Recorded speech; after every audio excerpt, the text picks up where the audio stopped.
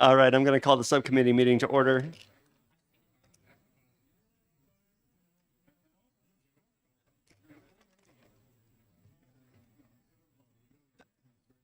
Everybody in the room, I'm going to call the meeting to order. If you'd like to continue conversations, I just ask that you take them briefly outside. Otherwise, if we could get everybody's attention, that would be fantastic. Thank you so much. It's good to see you.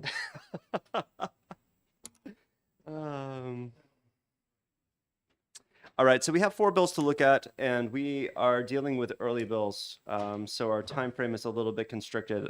I'm going to start with HB 250, if I could, and just open it up to people on the subcommittee as to whether or not you have questions that you feel like haven't been answered, that you need information on in order to make a good decision on that particular bill. Yes, Representative True. Thank you, Mr. Chair. I know in the revised the fiscal note 12523, it's stated at the bottom, it should be noted the physical impact of this bill will go well beyond 2026. Is that $1 million a year, continuing every year? Well, what would be the physical impact well beyond 2026? Well, I don't know what that figure would mean.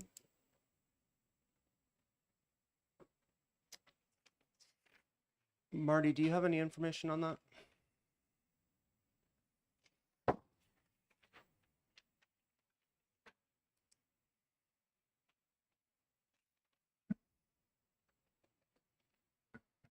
Thank you, Mr. Chair. For the record, Marty Carlin from NHRS.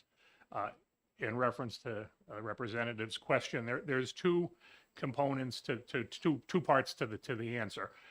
Any identified unfunded liability associated with the bill for prior benefit accruals that haven't been funded, that's going to be paid off over a 20-year closed period beginning in fiscal 26. That's the next rate setting valuation, and FY23 will set the rates beginning in 26. So that unfunded piece associated with that would be paid down over 20 years.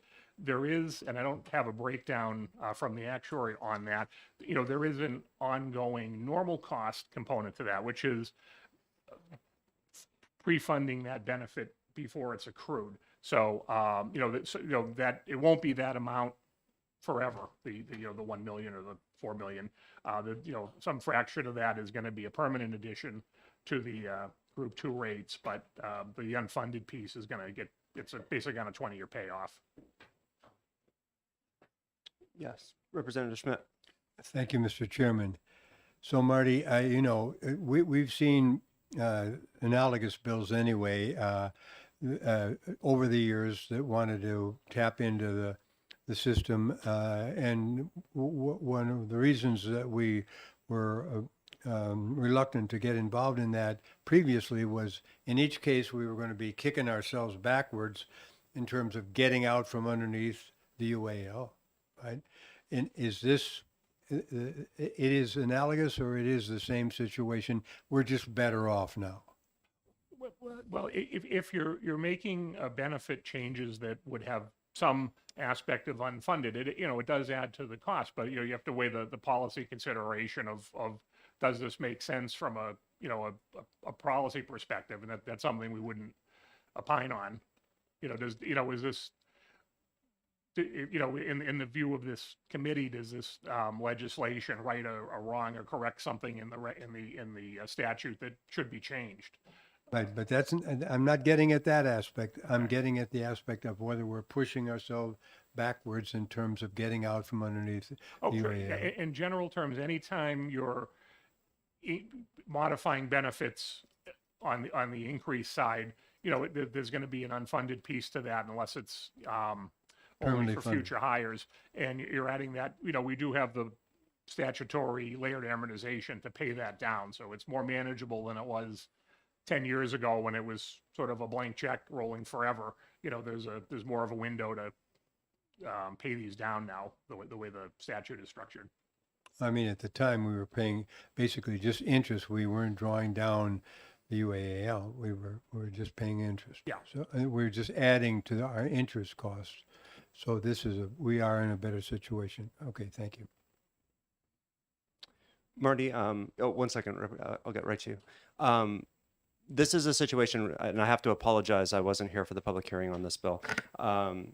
This is a situation if somebody reaches retirement age, their surviving spouse gets 100% of the benefit. This is active accidental death benefit. Right. Yeah.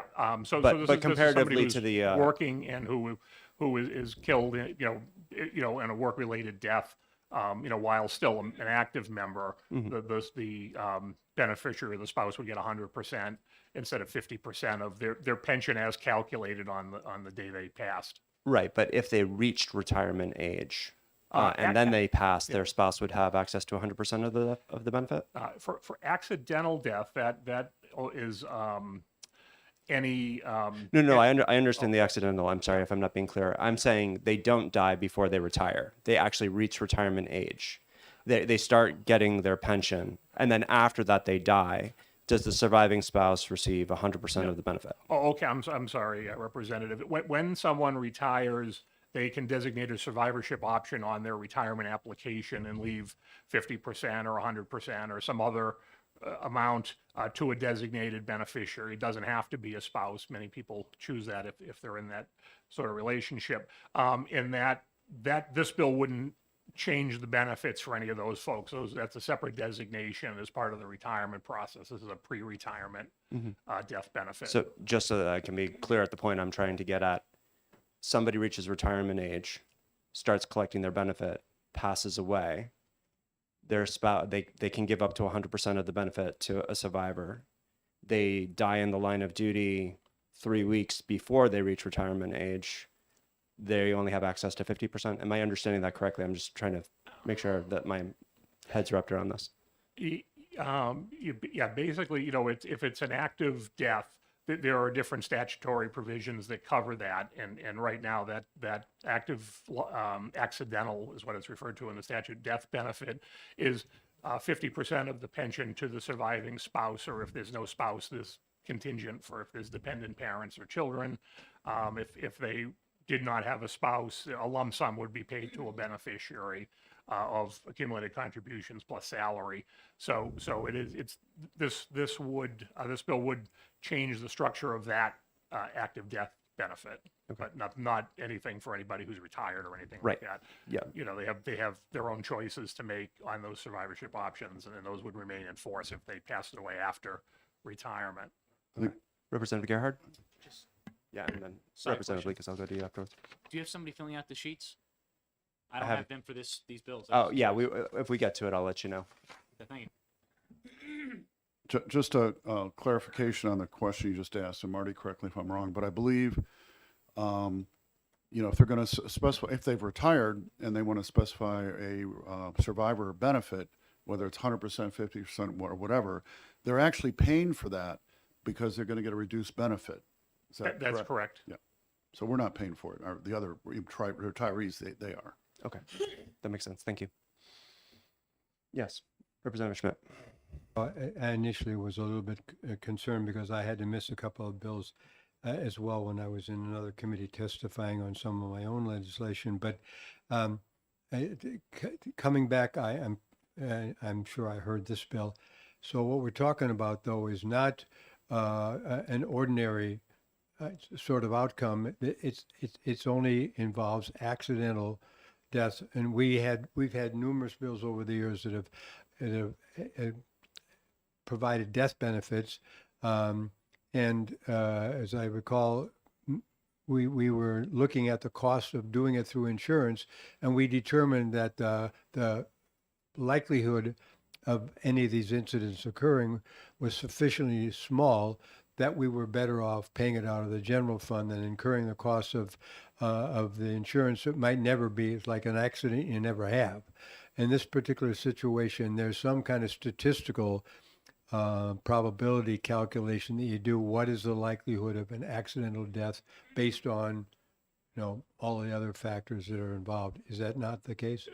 That's the case. That analysis of, buying, spot market insurance for, death and disability versus including it in the plan was conducted before I got here. But what you just said was my recollection of the record that I read on it. I'm not sure, somewhere in the 2000s or. Thank you. Anybody else have any questions that they really feel like they need clarification? Yes, Representative True. Thank you, Mr. Chair, and thank you for taking my question. I don't know if you have the original fiscal note. I don't have it with me. The only difference in the fiscal note, though, would have been initially, the actuary was projecting what the cost would be beginning in the 24-25 biennium, and we noticed that and pointed out, well, we're not going to recertify those rates. Those have already been presented to the employers and to the state.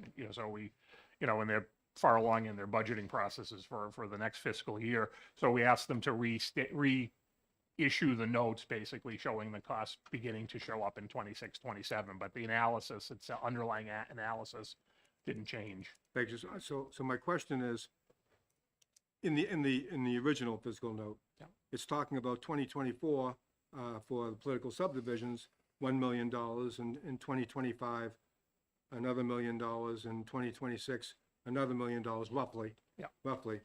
But in the revised, it just has starting up in 2026, about roughly $1 million. So where did that other $2 million go? Basically, the payoff of any unfunded piece of this and any future accruals is going to show up in the 26, 27 rate. So it's, if this was last year and we hadn't done the 24, 25 rates, because that would have been based on the 21 actuarial report, it would show up in 24, 25, and the 20-year layer in which the change was going to be recognized would go 24 to 43, but so it's going to be 26 to 45, those 20 years. So the money hasn't gone away. It just add 2 years to the end of the 20 years rather than starting in 24 and ending 20 years from then. We're going to end 20 years from 46. So how noticeable would be the increase in rates to employers? It's that those amounts are fractional in the tenths of a basis point on point 0x. It may have that here. I didn't get the other fiscal note in time to print one and bring it, but 1 million is a small amount. The employers paid 620 million last year, so it's less than 1/620th of a percent Okay. increase.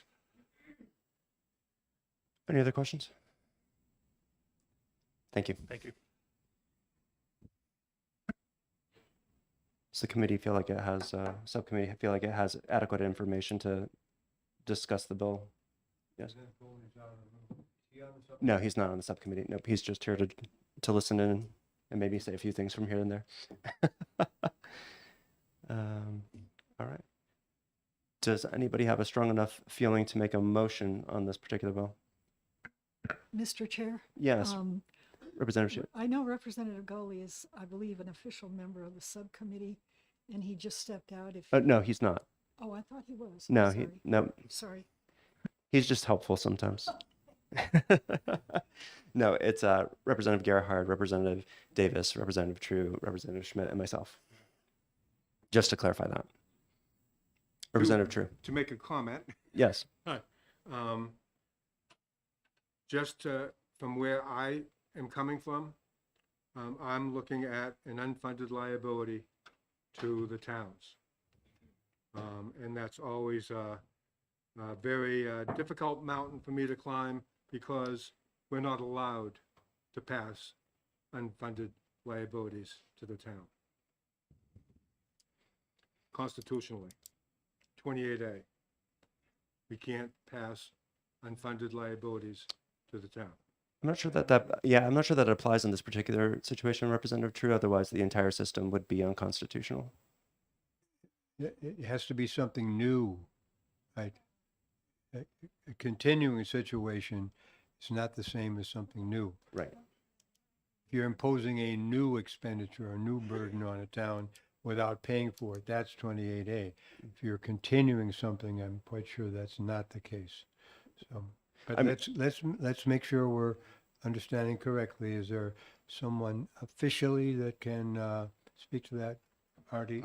I'm looking it up, but Representative Lakis, can you shed some light? You're looking it up? I believe I have the Constitution on my phone. I usually try and do that.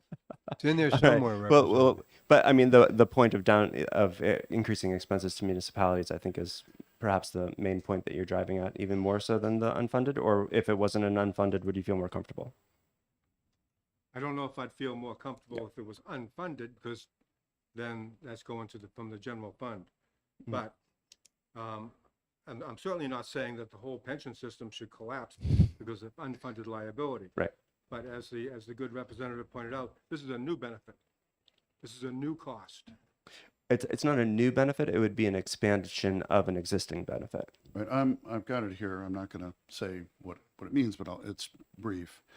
The state shall not mandate or assign any new, expanded, or modified programs or responsibilities to any political subdivision in such a way as to necessitate additional local expenditures by the political subdivision unless such programs or responsibilities are fully funded by the state, or unless such programs or responsibilities are approved for funding by a vote of the local legislative body of the political subdivision. And so it says new, expanded, or modified.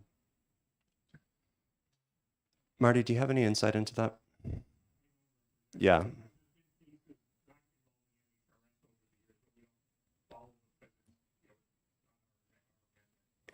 I just feel like if that were the case, we couldn't do anything with NHRS.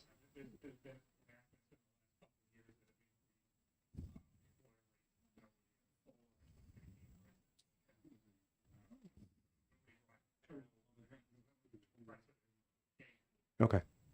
Thank you. Well, we got to get Representative Schmidt? clarification on whether it is or it isn't. Representative Bryan, did you want to say something? Yeah, Representative True brings up a very good point. And if we were to accept, his interpretation, then everything that was done since 1967 is technically illegal. Actually, the effective date of the amendment to the Constitution was November 28th, 1984. So it'd be after that. Just to complicate it a little bit more. Yeah, yeah. Right. I'm not saying whether or not what's right or wrong on this. I just was going to read it. Yeah, no, I appreciate that as well. Yeah, I mean, it's either doesn't apply here or we've been breaking it left and right. So for this particular issue. Well, something got broken, but you're right. Yeah, well, something definitely got broken. But anyway, once again, does anybody on the committee have a strong enough opinion on this to make a motion?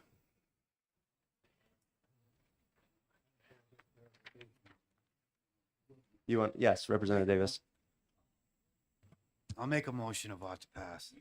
Okay, I have a recommendation of ought to pass. Do I have a second on that recommendation? Representative Gerhard recommends, or seconds the ought to pass. I do. Would you like to speak to your motion, Representative Davis? Okay. Representative Gerhard? Well, I just say that it's kind of arbitrary that if you die after a certain date, you only get half. It's just the arbitrariness of it that doesn't make any sense to me. So all lives are equal, right? So Anybody else wish to speak to it? Representative Schmidt? I'm okay with the concept of the bill. The question I have is whether the question about the 28A issue has been resolved or not. I'd like to get clarification on that so that we don't do something. I think we just need to make sure we have a legal opinion on it. So would you feel comfortable if we move this ought to pass, but we find that out before the general executive session of the committee as a whole?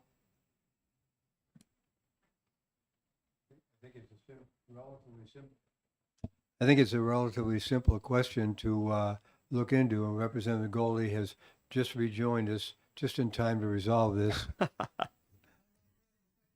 You aren't, but perhaps there's a question as to whether or not making adjustments to an HRS would be an infraction on downshifting expenses to municipalities. So if we expand the death benefit, it's obviously going to create expenses for municipalities that the state isn't covering. And does that break the Constitution?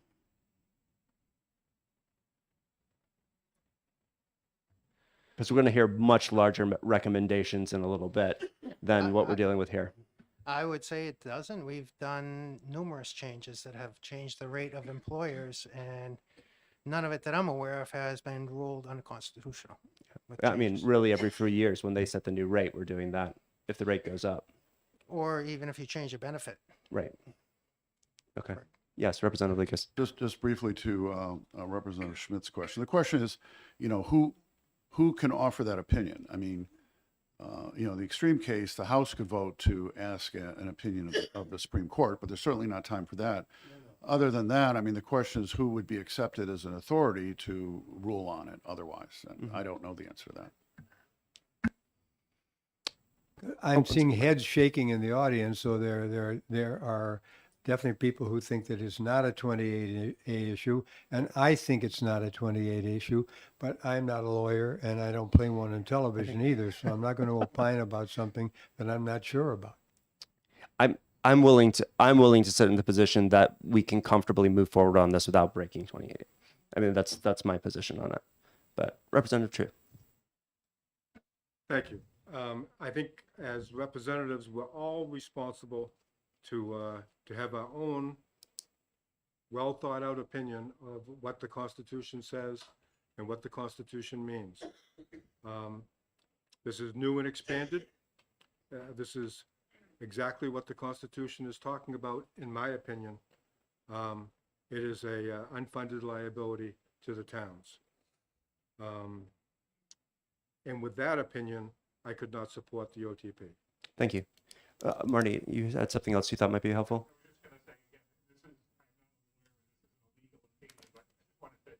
Add to my prior comment is that to my knowledge, no benefit changes to NHRS has ever been overturned under a 28A. Right. So, it doesn't answer the overall question because, that's out my scope, but just historically there hasn't been. Yeah, I mean, it's one of those strange situations where we have a great deal to say about what happens with the retirement system, but the expenses generally between the employee and the employer, which we're frequently not that employer. So I understand the confusion around it, but like I said, I think we'll move forward with the assumption that it wouldn't break 28A, and I appreciate Representative True's comments. Yes, Representative Gerhard. Thank you, Chairman. I just want to say I agree with Representative True. I think it's a good point, being that we shouldn't need a separate class of witch doctors to interpret the document that's supposed to govern our activities. If the average person can't understand the Constitution, then we need to change it. I mean, that's just how that makes sense to me. So anyway, I agree with what he's saying. All right, I guess I would just add to the conversation for the amount of expense that it looks like it would accrue and the impact to the rate that it would have seems to be pretty diminutive, at least according to testimony. It's not going to place a huge burden on the municipalities, which I am also very conscientious of, and I appreciate that thought. But when one of our own dies serving us in that capacity, I think they deserve our respect and being taken care of at least to this level. So I just want to add that to the conversation, and with that, I will actually call the roll, and the move is ought to pass. And I will start Representative True. Nay. Representative Davis. Yes. Representative Schmidt. Yes. Representative Gerhard. Yes. And the chair votes yes. So that's 4-1 ought to pass. We'll pass that on to the committee.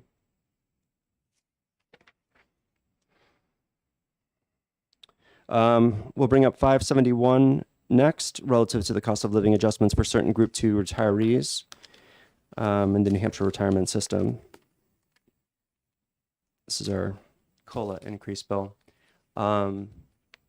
Any statements from members of the subcommittee or questions that you would find helpful to have answered before you can talk about this one intelligently? Yeah, it is, isn't it? As long as there's nobody from the committee. All right, Representative Bryan, if you want to chime in, doesn't look like the committee Yeah, has anything. thank you, Mr. Chairman, and thank you to the committee. I know I'm not a member of the committee, but thank you for some of the things. As you know, I did 35 years on the force in Nashua and watching the pension, NHRS, and everything else like that. And just to brief, because he has passed, and a lot of you may not know him, but there was a gentleman, a firefighter out of Manchester, that we used to call him Timer. And the gentleman, I think he retired. God only knows, particularly being a fireman, there's a lot of stuff that happens to you. According to the national figures, you only live basically, 10 years after you retire. But Timer beat the clock, okay? And he had a very long and healthy retirement.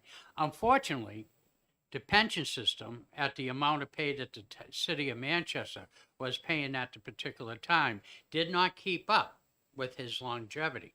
Okay, so what we have here is a system by the state that does not have by a clock on a regularity of putting a COLA in. Okay, if you had a 401k per se, once you retire, you make a decision on how much you might want to pull out, for a particular year or something like that. Members of the New Hampshire retirement system are basically on a fixed income with the defined benefit program. So it depletes down, and you're at the whim and the good stead of the House of Representatives and the Senate on to whether you're going to receive a cost of living increase. So in the situation of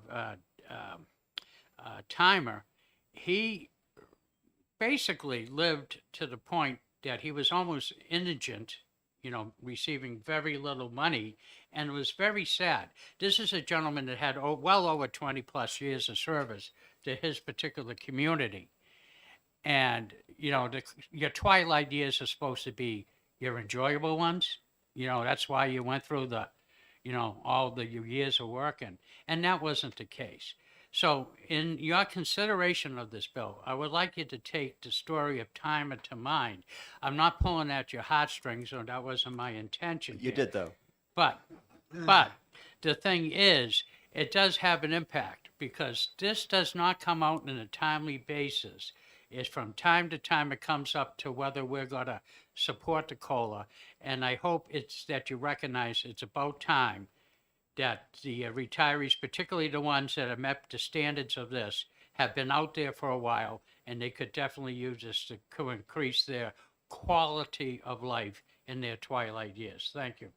Thank you, Representative O'Brien. I think the thing that I'm struggling with this particular bill is we do have a society in which some people are on direct benefit or defined benefit, and some are on defined contribution. And when I'm thinking about giving a cost of living increase on a retirement program, I have to recognize right up front that not everybody gets that benefit. And I understand the comment that you made about being able to draw if you're in a direct contribution, but along with that comes the risk of losing everything if your investments are bad. And there is no mechanism by which somebody who finds them in that situation would equally get a cost of living adjustment to help them. And so although obviously, as I spoke before, I have a good deal of respect for people in group 2 of our retirement system. I also want to be careful not to give them advantages that everybody else in society is going to pay for, while at the same time their own retirement benefits may be dwindling because of the market doing poorly or whatever the situation may be. We might find ourselves in a situation where the market's doing poorly, they're losing benefit, and then we're asking them to pay additional money for this specific group. So I'm just a little bit cautious of that. Yes. Yes, and I think the chair is well founded to present that opinion too. But I think the chair and members of the committee need to recognize that it's not all oranges we're talking about. It's apples and oranges in this type of situation. The people that belong to the New Hampshire retirement system do not pay Social Security benefits. So they don't really receive that particular rate. I know in myself, being retired, any type of job that I had on the outside that would come in. So, I mean, you're limited in scope. You know, there's the average person, so let's say that did have a 401k or something like that, does have an entitlement to the Social Security. This does not exist for these particular people. Thank you for that. Yes, Representative Gerhard. Thank you, Chairman. I'm just concerned that we're not addressing the bigger issue here. I mean, we have a privately owned central bank that's printing money like it's going out of style, and we're trying to keep up when we never can. I'm just, you know what I mean? It's a much bigger issue at play, and I just kind of feel like we're sidestepping the issue. And just, even if we do give a cost of living adjustment, what if it hit inflation of 20-something% next year? And you know what I mean? They just keep on going the way they're going, which seems like the way we're going to go. Do we just play this game again next year? That's my concern, is we're kind of avoiding what's really going on and just dealing with the subsidiary effects. Anybody else? 1 second, Representative O'Brien. Yes, Representative True. Thank you, Mr. Chair. Do we have an FN on this? I don't on my paperwork.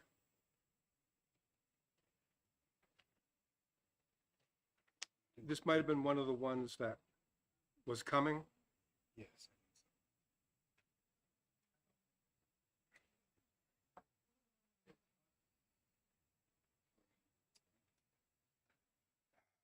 Outside, I have a fiscal note on mine of 84 million in year 2023. Marty, does that sound correct? Thank you. Yes, Representative O'Brien. Thank you, Mr. Chair. I know in my time being the vice chair and chair of transportation, when we get into complex issues, that the chair can make a decision whether to have, you know, somebody outside that is more versed into this to come up and to be recognized. And amongst us this afternoon is a former member of this committee that has had a lot of experience with this, and that's Representative Steve Pearson. So if the chair would like to indulge my request to allow Representative Pearson to maybe hit some We clarifying are going to points. hear so much from Representative Pearson today. I don't know if I can deal with him on another bill, but You know, for the I purposes, sure, I I'll let do you talk. sympathize. Yeah, Mr. well, Chair. you know, there's only so much I can do. Representative Pearson, welcome to the committee. Or subcommittee, I should say. All right, so I'm not going to render opinion either way on this. I'm just going to give you some background here, right? So we're in a regional competitive labor market. That's New England. There are 6 New England states. 5 of the 6 New England states, by statute, issue a cost of living adjustment, generally based on the CPI, between 1% and 5% as a minimum and a maximum. We are the only one that doesn't do that. And that's why these bills come before this body, is because we don't have an automatic mechanism in place to deal with that. Now, as you've heard during the public hearing on this, because we don't have a mechanism to do this, the state of New Hampshire is tremendously behind when you look at the cost of living over the last 25 years versus what's been granted by this body.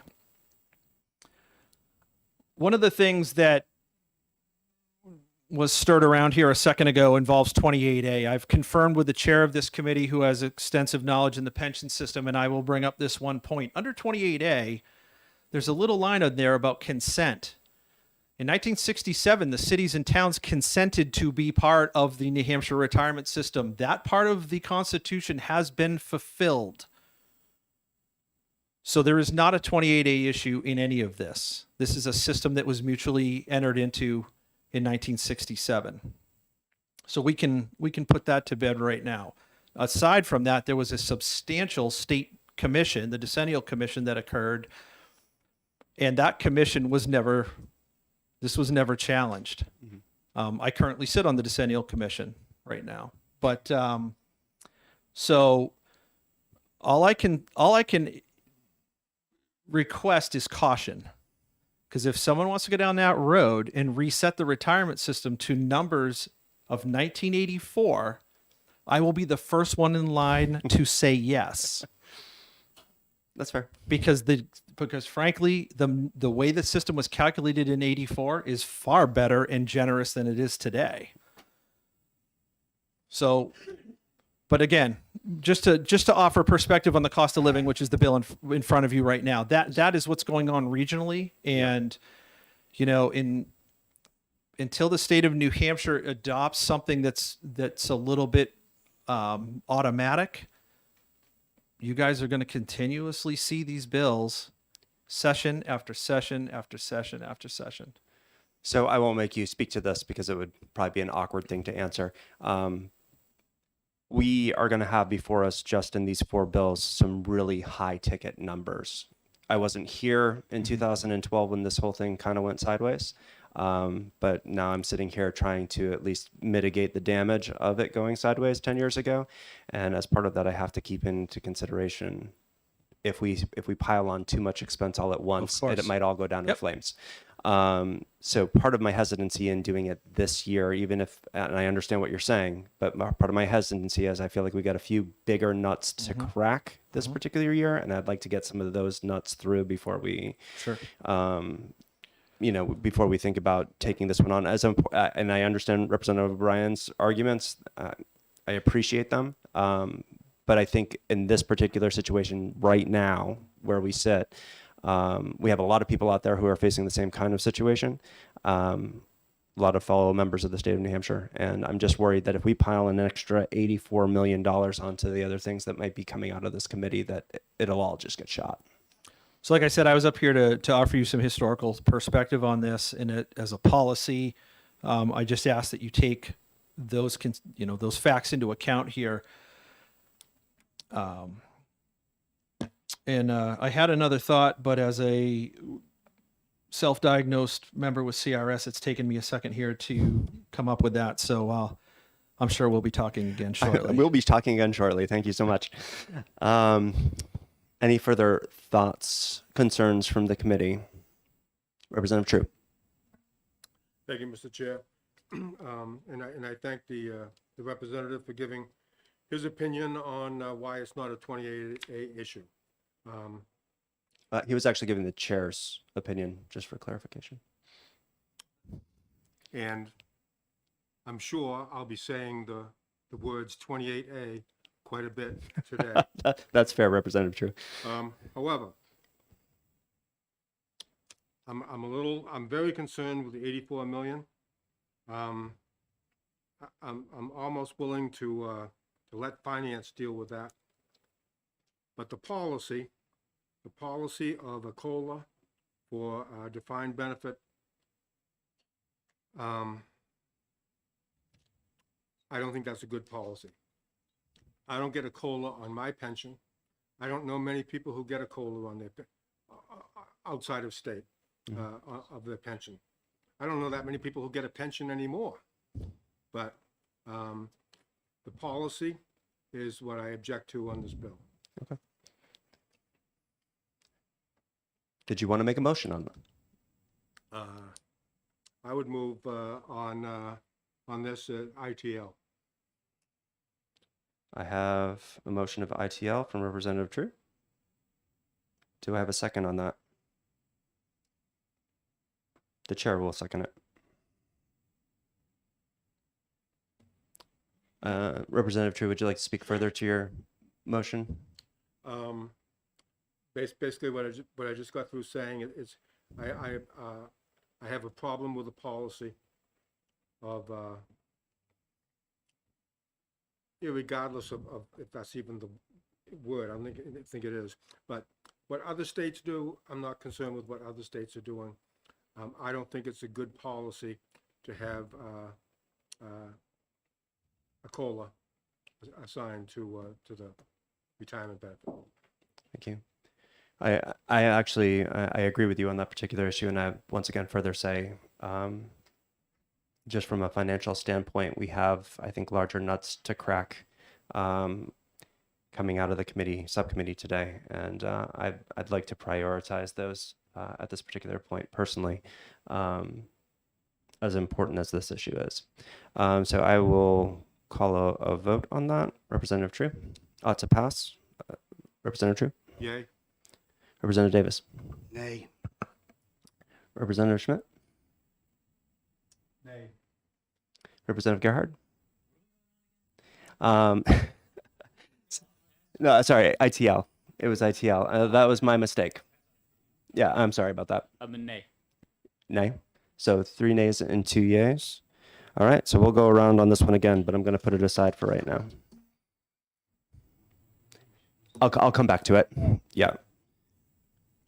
I'm going to move on to 436 because this is a pretty big one, and this is one I'm actually going to start off by having Representative Pearson come forward on. Well, it's pretty simple. It's not complicated at all.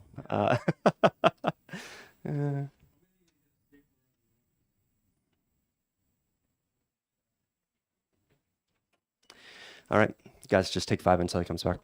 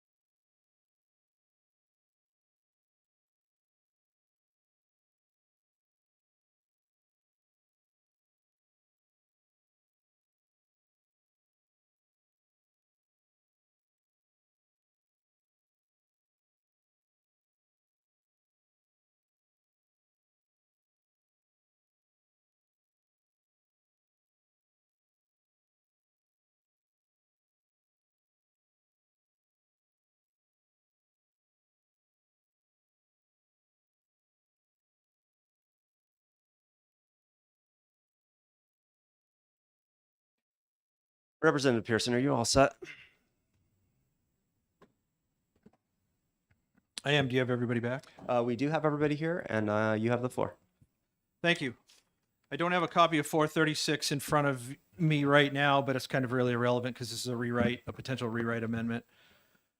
So to give you a little bit of background, since we've been talking about the Constitution a little bit here, in 2011, the Decennial Commission met in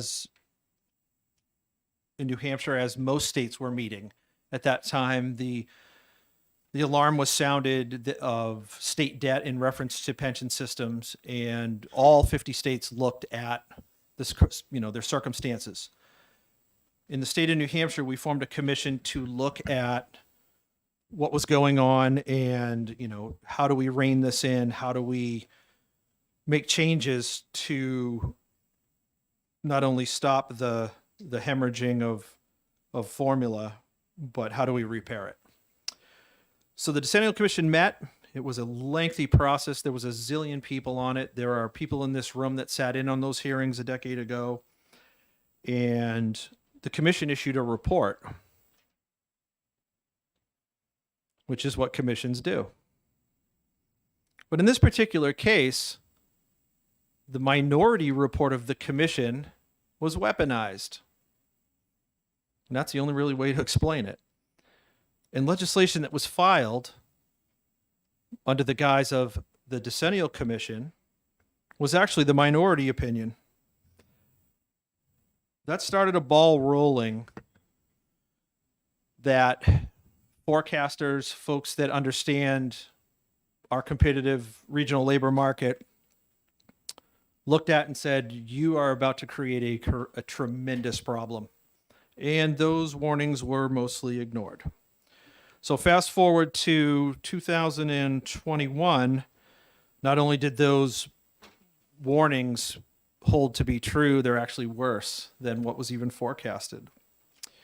So the Constitution of the State of New Hampshire, Article 23, is very clear. It says, you shall not make retroactive law.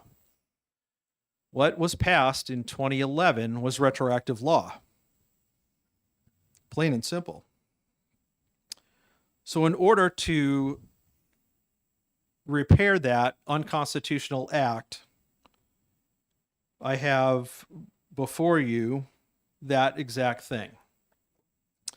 Now, imagine my surprise getting an email from the Speaker's office summoning me to see the Speaker.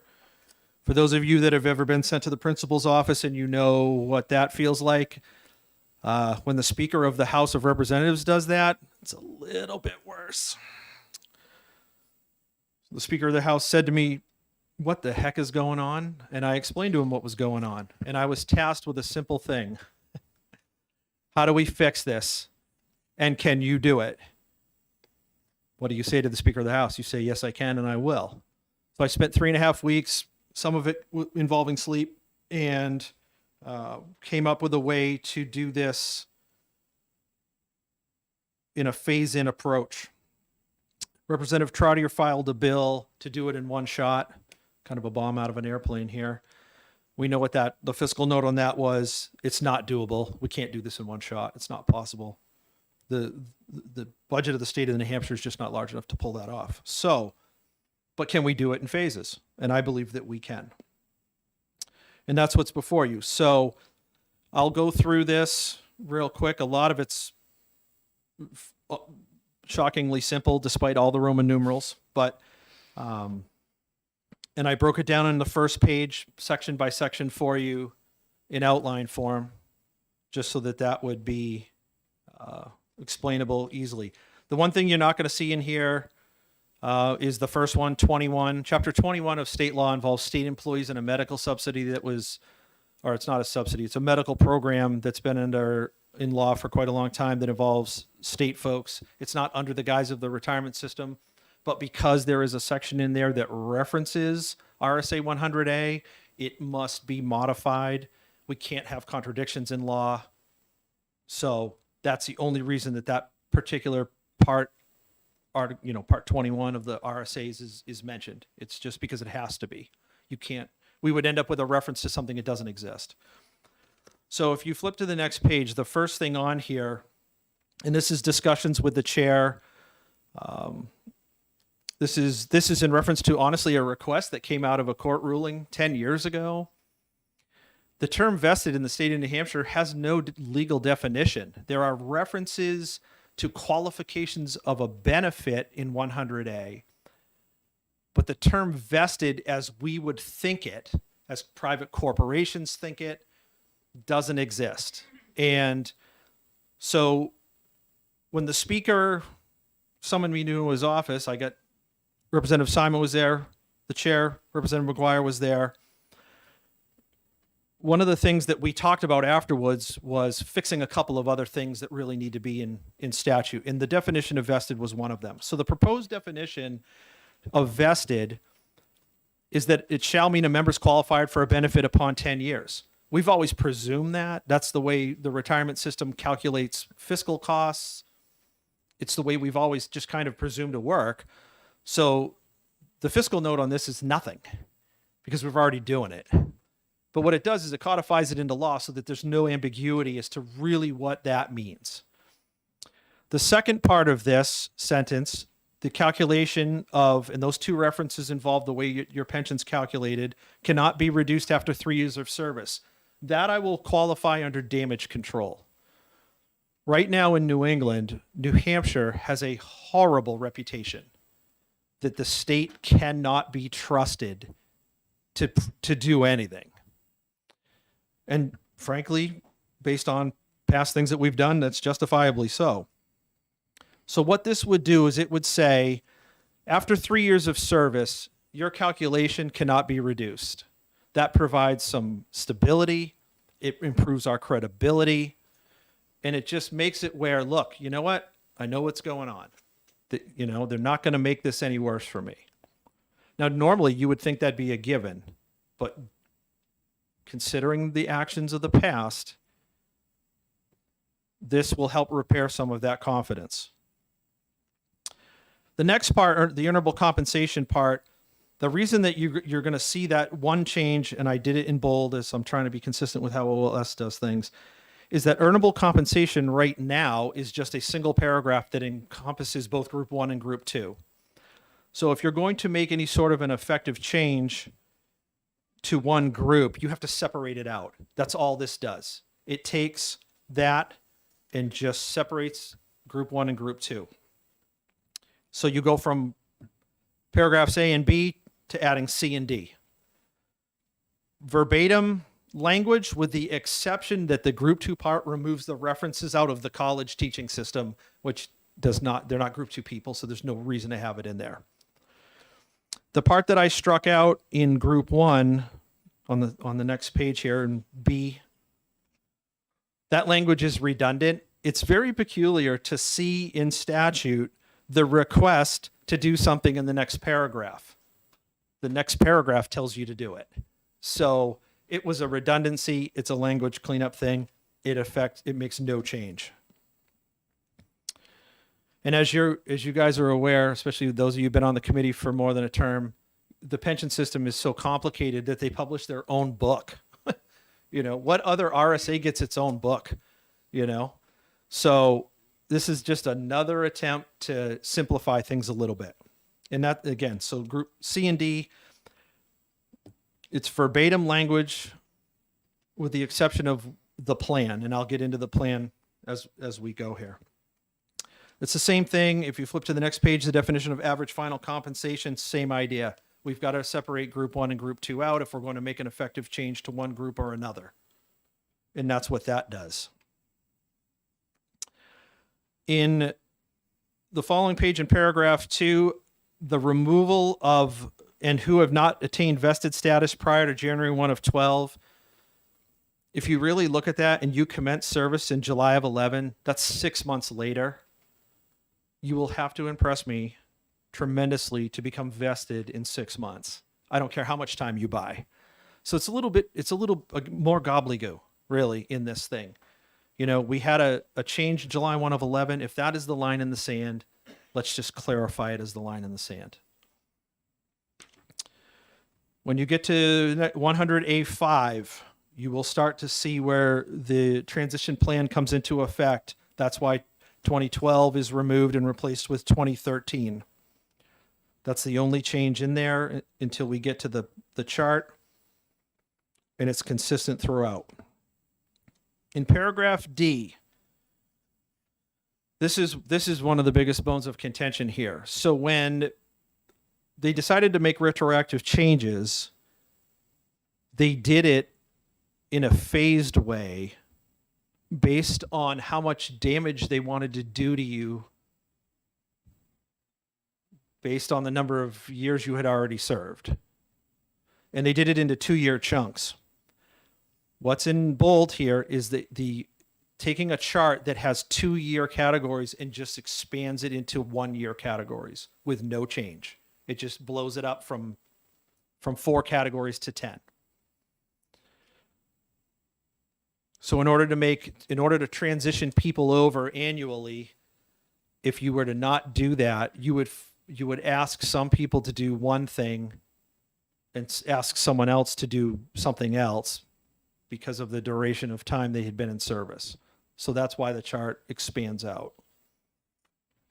Sorry, Representative Pearson, can you just say that again? Sure. So I don't have in its current form, it's 8 to 10, Right. 6 to 8, 4 to 6, and then less than 4, Right. 4 categories. So by moving it out into 10, if the idea here is to annually move people back into what they were promised in one year at a time, I can't do that if your category is 8 to 10.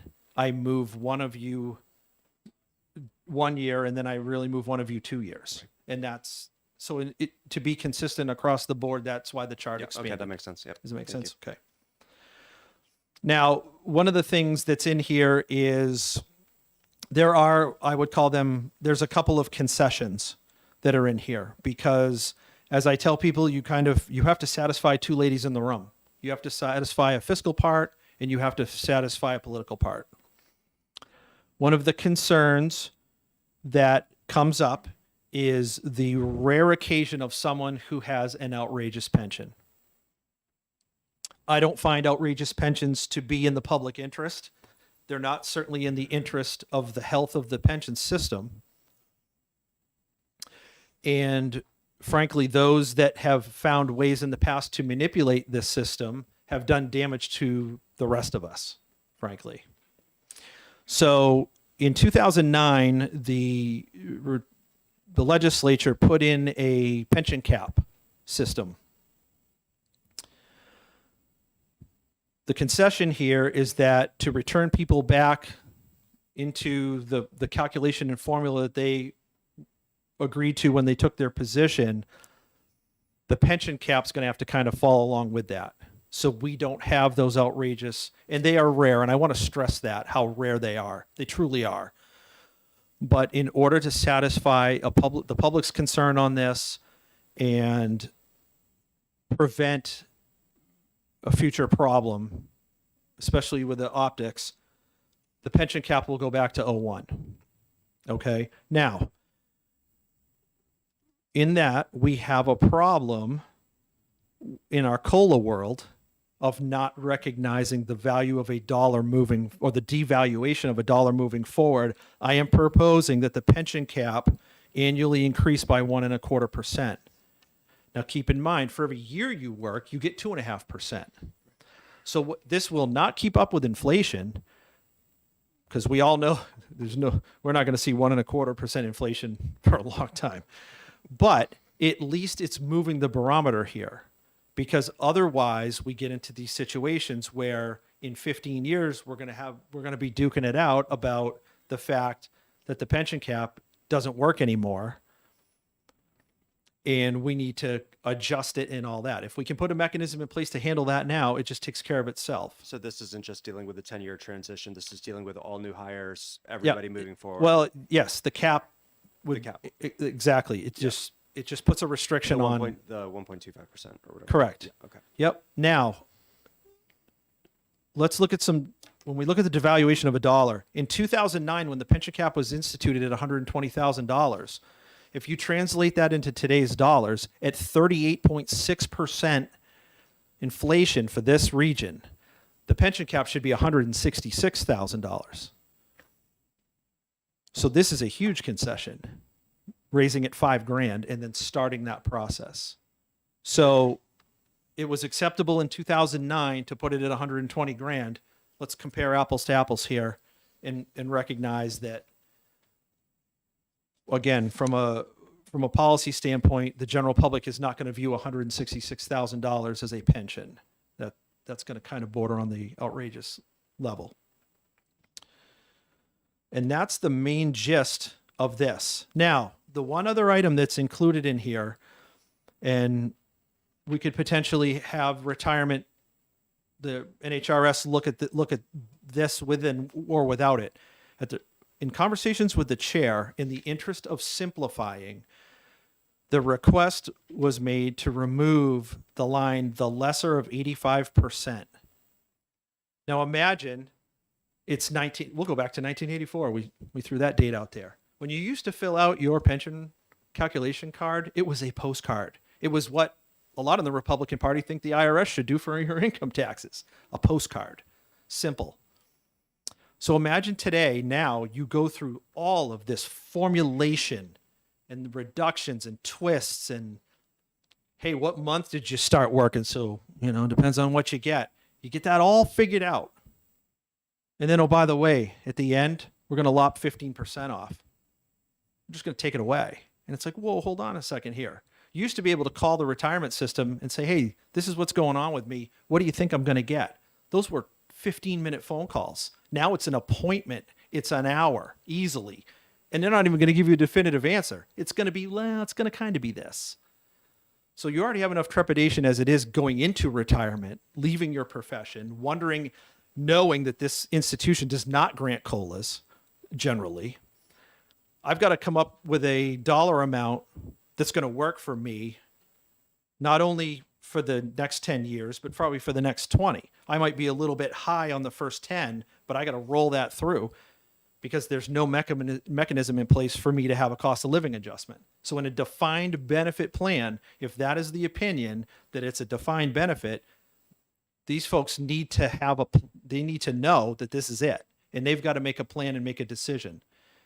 So when you're sitting there trying to figure it all out and you get your math done, and then we're going to lob off 15% at the end, that's just slapping you in the face. This is the only part of this document that would apply to everyone. So again, if we can make, if you guys want to make a request with retirement to run numbers both ways with the 11 line in the sand, that's fine. But again, this was an attempt to simplify things in a conversation with the chair of this committee and myself.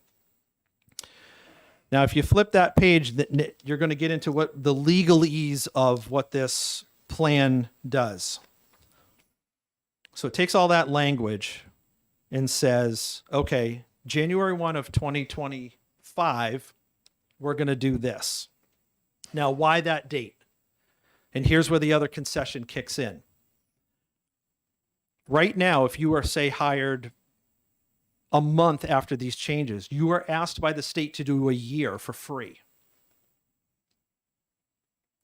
That's how the formula works out. You're going to work for free. So what we're asking in order to make this math work, in order to bring the cost down, is we're going to ask for another year. But, and there's a big but to this, the year is not free. And not only is the year we're asking you for not free, but the year that we made you do for free is no longer free either.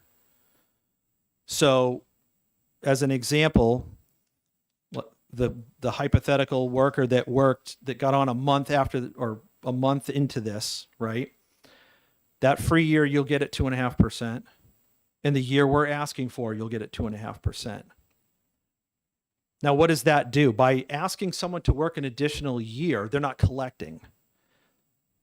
So that lowers the cost of this, because if you're it's almost like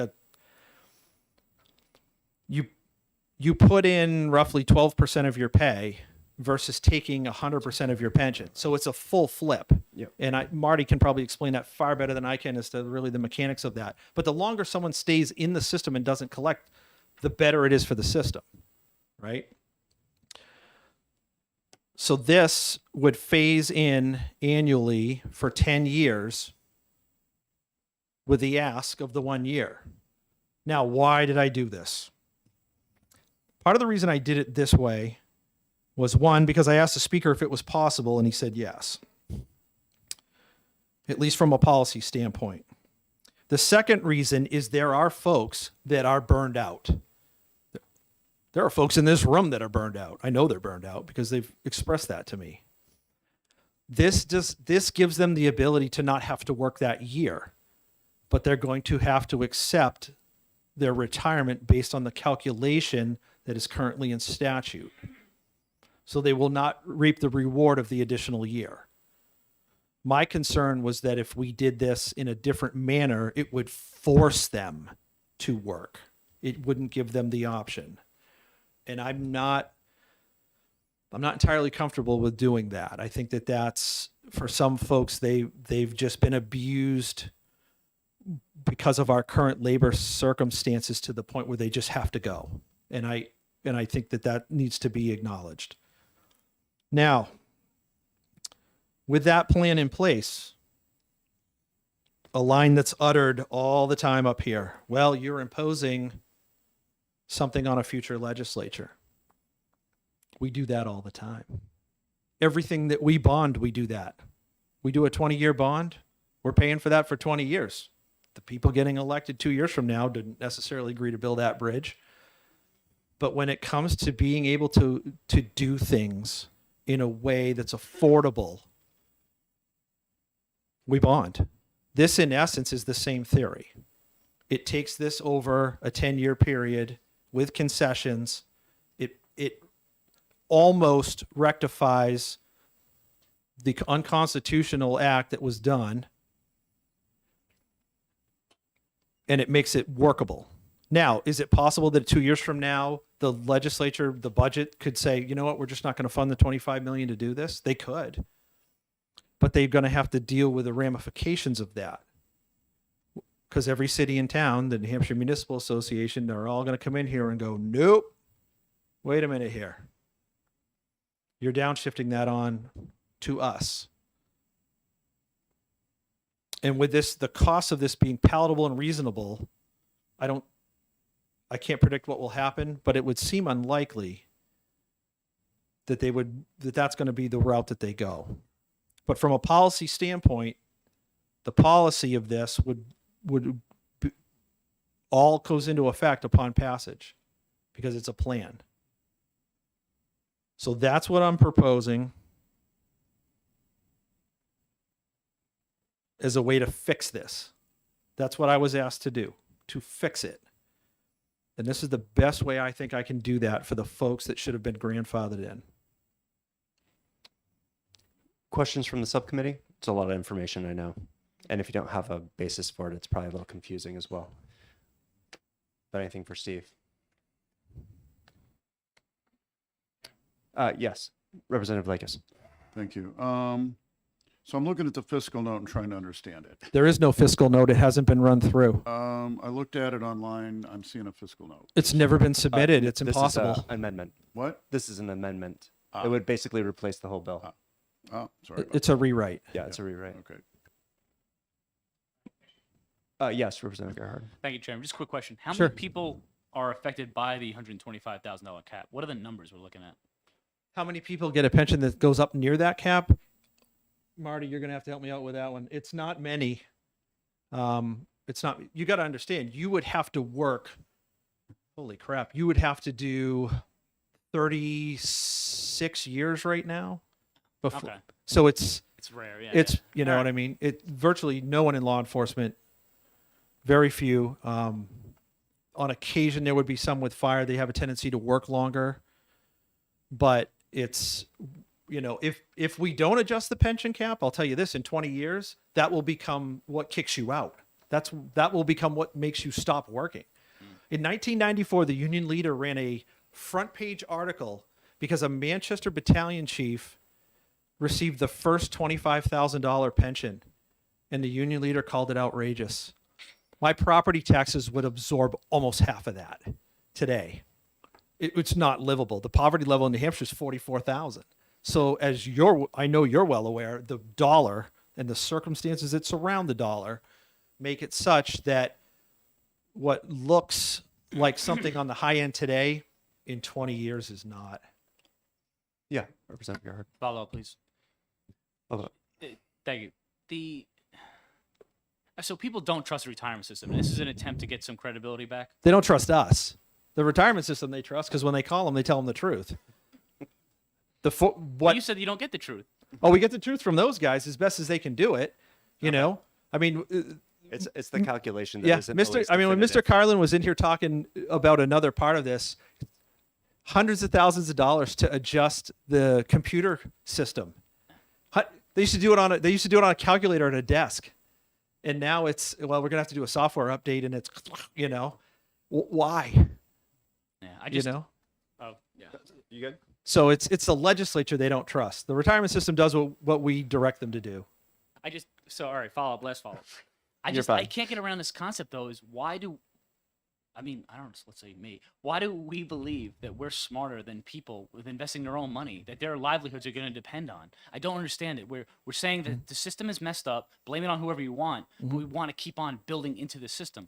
Is there any opportunity to kind of create some way for people to actually vote with their dollars and say, I don't want to participate in this and just keep all my money? No, Yeah.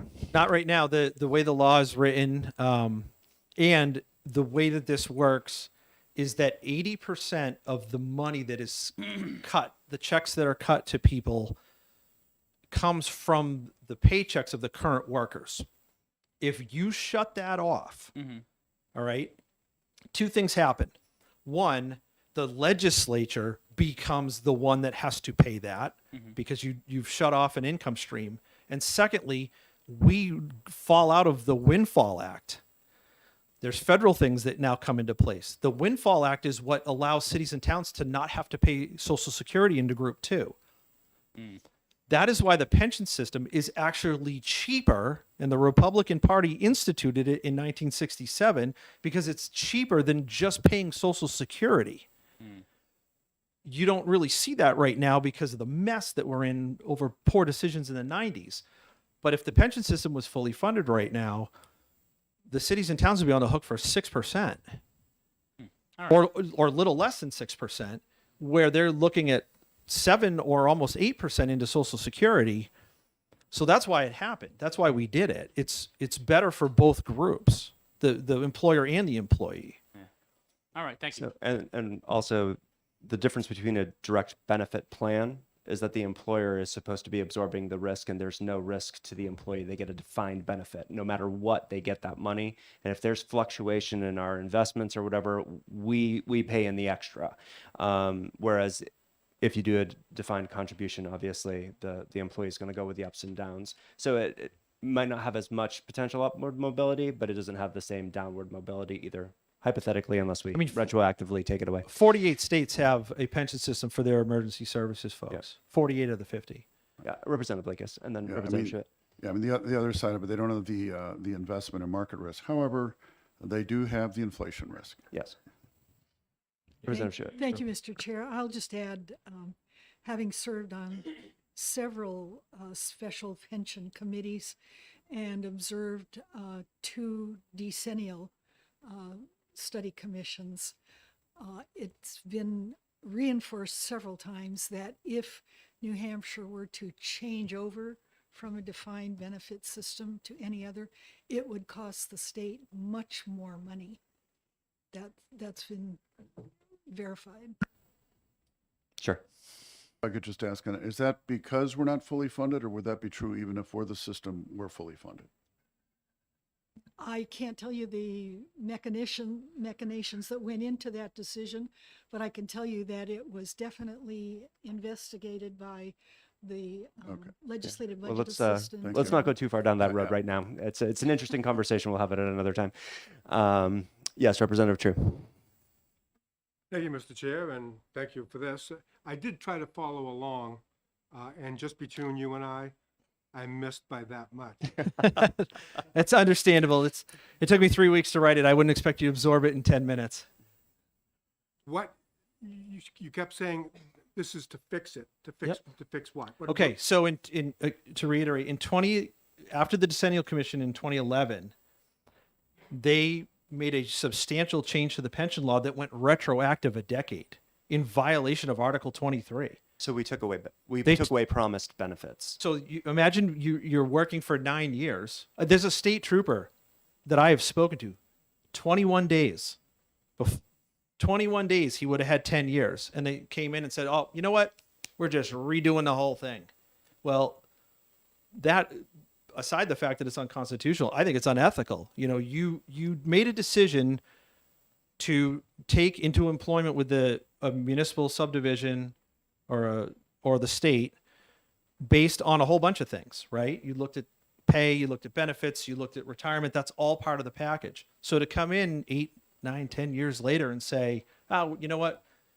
The government can do this, so we're just gonna recalculate.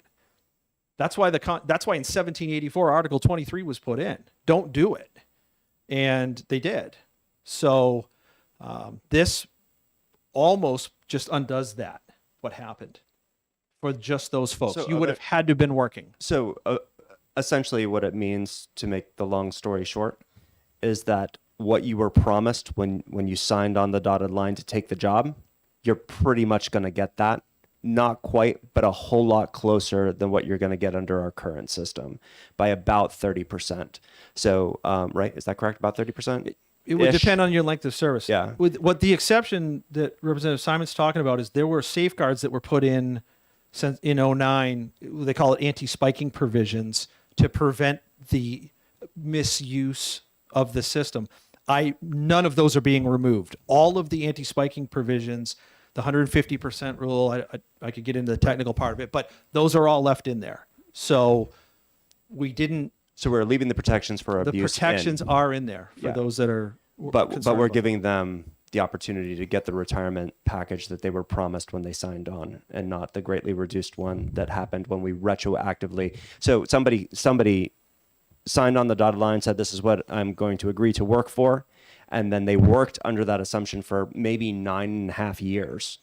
And then after working 9.5 years under that assumption, the state came in and said, oh, just kidding. It's going to be a lot less for time that they had already dedicated themselves for. So, I mean, not to put too much out there at the moment, but I agree. It's not just illegal. It's also unethical and immoral from my perspective. But Representative Schmidt. Thank you, Mr. Chair. So a few minutes ago, you used the word unconstitutional. And you said that about 2 days ago. No, it was only about an hour ago. Twice you made the assertion that something was unconstitutional. Was that ever adjudicated and declared to be unconstitutional? The lawsuit that was filed in 2011 was not on constitutional grounds. And I want to make that very clear. The lawsuit in 2011 sued the state under the contract clause. I'm going to repeat this. It is not a contract. It's not a contract. The word contract doesn't appear in 100A. So we lost. It was not sued under the constitutionality of it. It should have been, but that's not what happened. Representative Pearson, am I wrong? Am I misremembering this? Did the judge say that if it had been, that they probably would have won? According to folks in the room, there was an unusual occurrence that happened where the judge afterwards had a conversation with the parties involved, explaining why he had to rule the way he did, and offered free legal advice to say, you should have done it this way. I wasn't in the room. There are folks that were there. I've heard the story from multiple people that were there. But so I don't want it to be people to think that, oh, well, they sued over this and they lost. That's not what happened. It's not how that actually occurred. They sued under a faulty premise. But I'm just want to make sure that when you say the word unconstitutional, it gets thrown around pretty freely in some conversations. So but it was never adjudicated and declared to be unconstitutional, correct? Correct. That would be my opinion. If we're getting, You understand Technical, that something's only unconstitutional because things that the legislature does are deemed, this is a pretty solid ground I'm talking about, things that are done by the legislature are deemed to be constitutional unless they are adjudicated and declared by the Supreme Court to be unconstitutional, then they're unconstitutional. Word gets thrown around a lot. Sure. So I think I'm uncomfortable when you say something. It could be that what was done was improper or illegal or unwise or whatever, but so if you want me to preface when I use that, Representative Schmidt, I will do so. well, I'm going to disregard your use of the word unconstitutional if it has not been adjudicated and found to be unconstitutional by the Supreme Court. But I was here when that lawsuit was ongoing, and the union sued with regard to the COLAs and a number of other Correct. terms. The teachers union sued under the COLAs. Yep. Right. Yep.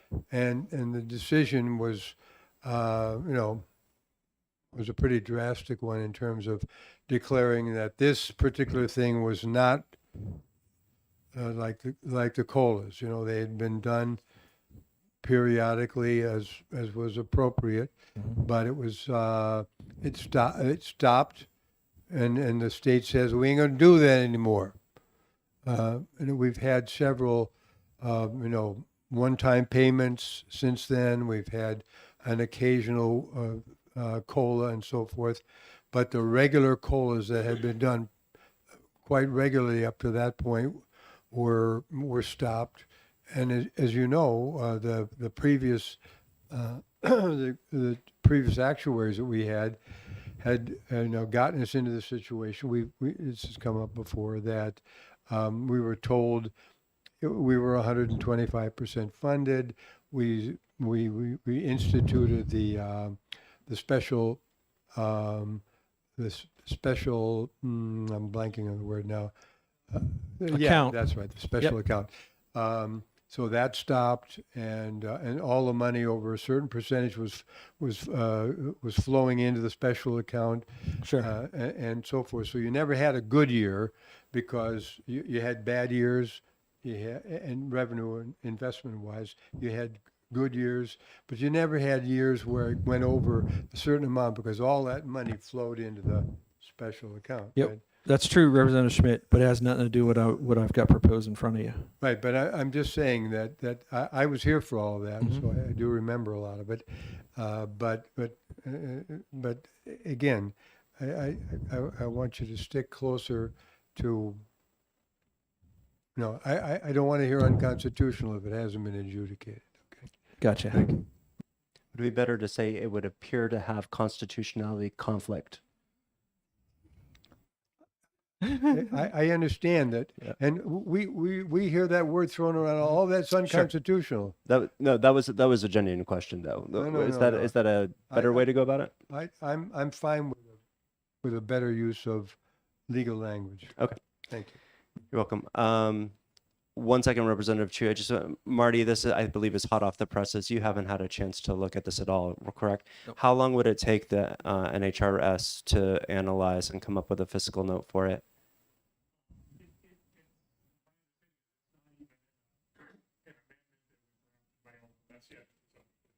Correct. This is a work group, so work session where the intent is to do so after the input of the work session. Right. Yep.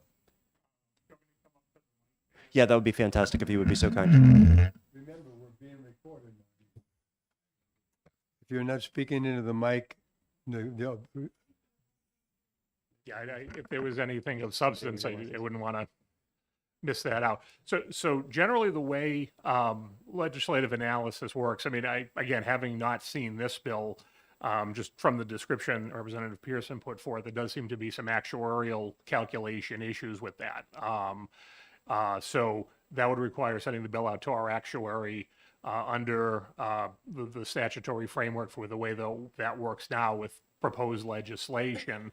We only send it out to the actuary for analysis when an LSR is introduced, or if a bill is amended by a policy or by a committee and adopted by the larger body before it goes to the next committee or the next chamber, we would run an actuarial analysis on that. So that's the normal course of how that would work. So the short answer is saying, I don't think we could be able to take this today and ship it off to the actuary and run up, some We're not going to positive hit the analysis. deadline by the 16th.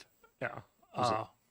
So, we can, if there's anything in it that is just sort of a mathematical exercise, number of head count times X, those things, we can do ourselves. There's no outside costs associated with it from the trust fund. We can work those through. So, that's how the process generally works. As Representative Pearson said, one of the bills put in one of the ones that was recommended ITL last week was sort of the high end possibility, of the range of how much anything could cost, and it's presumably this is going to be less than that, but exactly what it is we wouldn't know till the actuary tells us, because there's a lot of moving parts and they interact with each other in different ways. And Representative Pearson, you're saying here that the source to cover this would come out of the state budget. Okay, just making sure that I have that clear. So there's two ways to do this, right? You either pre-fund it, which has been a way we've tried to do things with changes since 2011. That's kind of been, though we haven't totally adhered to that. the second option is it's a rate change. It goes into the rate calculation, and the third option is a hybrid of paying for a chunk of it out of the budget and then having a rate change. So one of the things that finance likes is consistency, and that's why it was with the Trotter bill at 249 million. This is a 10-year plan divided by 10. Except in this case, years 9 and 10 are kind of already paid for by a prior House bill because this absorbs what that change was that was paid for last year. So really, it's years 9 and 10 are already kind of paid for. Yep. So, If I can But- stop you there for just a second. I guess one of the things that I just need clarification on is we're not going to be able to have an exact fiscal note probably before our deadline to send it to a second committee, correct? So we're going to have to make our decision solely based off of policy and then allow fiscal to deal with the money aspect of it and whether or not we're going to pay for it. Does that sound right? unfortunately, that's the circumstances that we're in Yeah. with the current rule makeup that exists from the legislature to the retirement system. The speaker has expressed interest in modifying that. Well, you were in the room when it happened. Yeah. So that the legislature needs more flexibility in limited cases by limited people to get a more responsive movement out of retirement so that we can make educated decisions on things that are really going somewhere. Okay. But- Thank you. Representative True, sorry, it's been a while. Thank you, Mr. Chair. So a question to you, Mr. Chair, and you can direct it wherever you wish. And I realize this is just a rough draft and all that. So maybe it's a 30% increase in cost? Or is a 30% increase in the retirement benefits? It's in the benefit, and because of the actuarial process, it's not going to be a like straight up. And is that 30% increase in the retirement benefits paid for by the $25 million a year? That's the idea, yes. And that, I'm sorry. No, continue. And that, all that erases what needed to be fixed from 2011. That's the idea, yes. Representative Schmidt, did you want to say something? You look like you wanted to say something. Oh, you're pointing to Representative Lakis. Yes, Representative. Right, so just so I understand this will change the retirement benefits people who are currently in the system get when they retire, if under some circumstance, depending on when they were hired. Is it going to change the pension that people who are currently retired will get? No. And that's one of the things that is why we're in a bit of a sense of urgency. The first group of people affected by this were eligible to retire yesterday. Yeah. So we don't have time to kick this down the road because once you retire, that's it. There's no going back. There's no recalculating. There's no changes. You're done. That's why the seat's so fun at the moment. Okay, and Yeah. if I follow up, Sure. or kind of related, just to follow up to an earlier question. So is my understanding correct me if I'm wrong, that when we go to vote, I'm not on the subcommittee, when we vote for it in full committee, we don't know how much this is going to cost. And We know what the maximum amount it would cost because in essence, this is pretty much without concessions. The Trotter bill, which we have a fiscal note for, is this concept with no concessions. This has concessions in it that would lower the cost. To the extent I don't know because retirement has to run those numbers. So max 248. Okay, and is there in the bill or the amendment, does it have anything in there about what portion would be paid out of the general fund and what portion would be paid by the employers through the retirement system? In essence, it does by flat funding that at 25 million a year for 10 years. That is the number coming out of the general fund. Whatever would be overage, if there was any, would come out into the rate. But at that point, you're talking hundredths of a percent because you'd have to take if it's 25.4 that year, the 400,000 would, and that's those numbers are almost not calculable. They're so low. Follow up. Yes. Okay, so excluding the value of the concessions, which we don't know, this would be $250 million over 10 years. And yes, present value is less than $250 million, but that's basically what you're talking about, less some unknown amount for the concessions. And also based on the fact we're in a down stock market. Right. So in the cyclical side of things, would those numbers be lower in the future? Probably. Yeah, I mean, 25 million a year, we're doing cost value averaging in effect Right. and all that. But yeah, You- okay. You get what I'm thanks. saying with Yeah, that. So Thank you. In the final version of this, should we take that into consideration a little bit as opposed to it just being a 25 million flat, which is here? At well, the moment? 25 million flat would just stay flat. And then, you know, peaks and valleys, if you will, if that particular year it's a little bit more than it needs to be, then the following year, I mean, technically it has to be put in the budget. So I guess it would so just go to finance the UAAL. can finance would wiggle that number if they thought it needed to be Sure. wiggled. Okay. Any other questions? All right. So, Thank you for yeah, thank you so much indulging for all your work on this, Representative Pearson. I appreciate it. So it's kind of a difficult situation. It's a lot of information.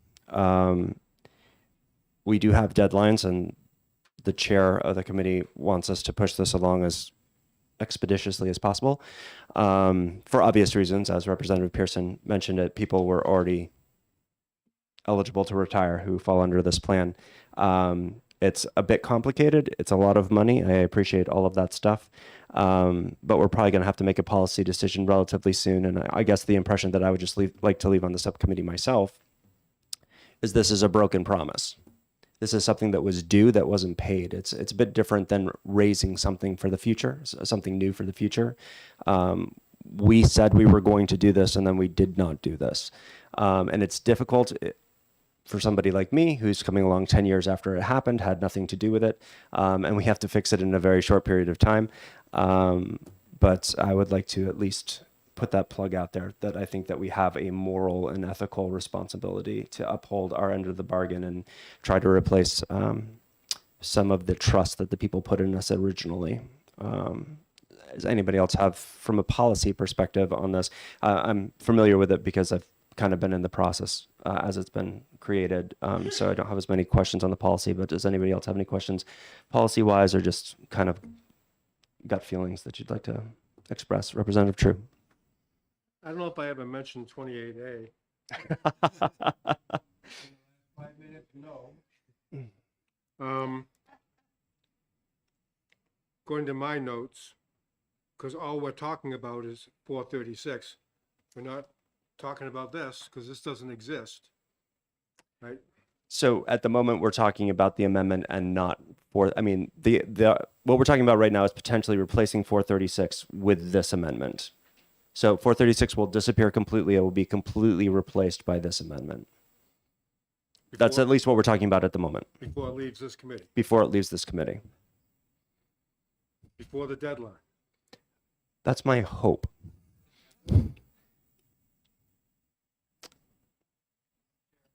Yes. You may.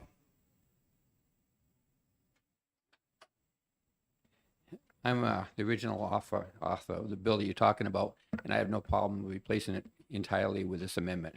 I've read the whole amendment, and I understand pretty closely how it works, and it is what we intended to do in the first place. So I would appreciate it if you did make this an amendment to that bill, total replacement. Thank you. Appreciate that input. You and then you. So, according to my notes, 436 was going to add 133 million to the unfunded liability. I didn't like that idea. And it was going to add about $10 million a year to the cost to the towns, unfunded liability. So just so you know, this one isn't recommending that. So the amendment would be paid for by the state. And so with that understanding, if we can do all that in the short amount of time we have left.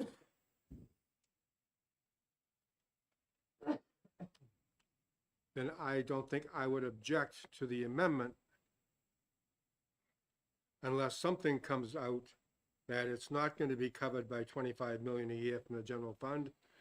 We forgot about $1 billion to the towns. Fair. Whoops, my mistake. I just I think this is much better than 436. Represent- Okay. I'm, Representative Lakis. my point's just been covered. Thank you. Okay. Very good. Yes, Representative Goldie. Thank you, Mr. Chair. A quick question. I know the chair was looking to exec this next week. Obviously, Representative Pearson doesn't have the amendment drafted yet. Has there been any consultation with the chair? I know deadline is until the following week to push this off another week, so we can meet, discuss the full amendment in front of us, and have a little time to digest. I'm not sure that I have any other option, to be honest with you. I think we may have to do that. There's just so much involved with it. Yes, I mean, her preference would be that this is exec next Wednesday for obvious reasons. We're just up against a bunch of deadlines. But it's such a big piece. I'm just not sure that we can necessarily push it through in that amount of time. It would be nice to have one more week to. Yeah, it would be nice to have like another year, but we don't have that. So okay, thank you, Representative True. Anybody else have any comments on this initially? Yeah, Representative Gerhard. Thank you, Chairman. I think it's good. I mean, I understand it's expensive, but like you said, money owed. So, I mean, I appreciate the work that the representative put into working on this. This is a lot. So, yeah, that's my position. Yeah, it was fun to be there when the light bulb went on. It was kind of interesting. It's a good conversation. Is there anybody on the subcommittee who is opposed to this, knows that they're opposed to this, and would like to speak to being opposed to this? How would the subcommittee feel then, contradiction to what I just said, about pushing it through on a policy perspective and then trying to hammer out the details at the exec session next week? Not sure that can be made to work. Kind of like building the second floor before you got the first floor. I agree with you. All right, so I'll disappoint the chair then. The thing is, I'm very disposed to try to do what we can to undo some of the damage that was done, 10 years ago. Because promises were made that were not kept, or promises were made that were broken. And when the court basically said, you stop, we're not going to do this or this or this anymore, this is the new set of rules, that caused a lot of damage to not merely the trust that the people of New Hampshire, but especially the employees and union members, no question about it. And to the degree that we've got some money available that we can start to not only rebuild that trust, but to make good on broken promises, I'm in favor of that. The mechanics of the situation are still somewhat troubling, and it seems to me like the Representative Pearson, your magnum opus here is pretty rough in terms of being able to grasp it as a whole. You've got it, you've worked it all out, so you understand it. For the rest of us, well, for me anyway, to some degree, it's kind of like a box with a lot of parts that have not yet been connected together. Right. So to calm your fears, OLS has gone through the references and they, as far as which parts of the RSAs must be changed, that has already gone through OLS. So there's no question as to that I have the right parts modified, because it's already been done by OLS in a different bill. So that part of it is, I didn't That's fly good to hear, blind with that because one. to the degree that they haven't got it done yet, when we're up against those deadlines, then we're not going to have an amendment that we can actually vote on. Right.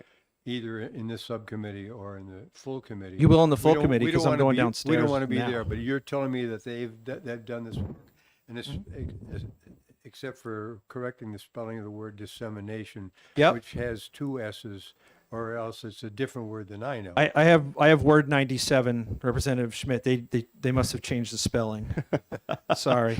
I'm going to OLS in No, no, in it- 10 you- minutes. With Your this. your statement So- just now is very, very, reassuring. Sorry, Thank you. Representative Okay. Schmidt. I should have mentioned that. I did know that. Yes, Representative O'Brien. Yeah, thank you. I think Representative Pearson just said the whole complete thing. He's going to OLS as right after this. It'll get its number, it'll get its stamp brought back, then it becomes part of the bill, and then you have legitimate authority to discuss it at that particular point. As far as my parliamentarian that I know of, that's it. I mean, we can discuss all over the place, but until we got a finalized amendment that we can vote on, That's fair. we're jumping off the trapeze with no trapeze. Yes, Representative Lakis. Yeah, I'm not on the subcommittee, but I mean, unless I had an actual real amendment and some time to look at it, I'd be disinclined to vote for this in full committee. Yeah, no, that's fair. No, I agree. My only consideration was what I was asked to do, but I think everybody's concerns are legitimate. Representative Gully, Representative O'Brien. Thank you, Mr. Chair, and I too agree, but I always worry when we try and meet amendments with deadlines, because most of us who've been around here long enough know when you go to exec with an amendment fresh off the press that there are mistakes made, and that's why I would prefer to push it off a week, because to review the document and make sure it's correct when we have it in front of us, because we don't want to be here, sitting here waiting for a redraft as we're execing. I am going to be all over this. Like I said, Representative Pratt and I are going downstairs as soon as this work session is 3 over hours. with. That process will start, and the preamble, like I said, was written by OLS. They already wrote it, so we will definitely be all over that to make sure they don't do what you and I both know happens sometimes and goof stuff up. And if you could please get that to me the second you have The it. second I have it, That would be you want to very be a helpful. co-sponsor? I would love to be a co-sponsor. Okay, then you'll get it the second I get it. Okay. Yes. As soon as it's ready, if it could go to the whole committee, because it's Yeah. going to be big and we all have to vote on it. Agreed. Yeah. No, and I will make sure that it gets to everybody. For sure. You good? All right. Well, we've got some work to do on 436. Thank you so much, Representative Pearson, for joining us and bringing this amendment forward. We still have 449, and I would just like a quick comments on those. Yes. So what deadlines are we working with? We've got to meet the deadline for second committee, And when is that? I don't. 16th of February. Right. Yeah. So the last day that we have to work on it in committee is the 16th, so that they can get to the floor by the 23rd. Okay. So subcommittee to a much emptier room. We still have 449 to discuss. And that's Representative Goley's bill. This brings one more element to it that we haven't discussed in this amendment to a certain extent, which is giving an increased benefit to people who didn't fall in that 10-year transitional period. It's just for every employee from this point forward, which is something that we need to look at also expeditiously. And Steve's already left, unfortunately. I just need a whole lot more information. Yes. Yeah, if you could try.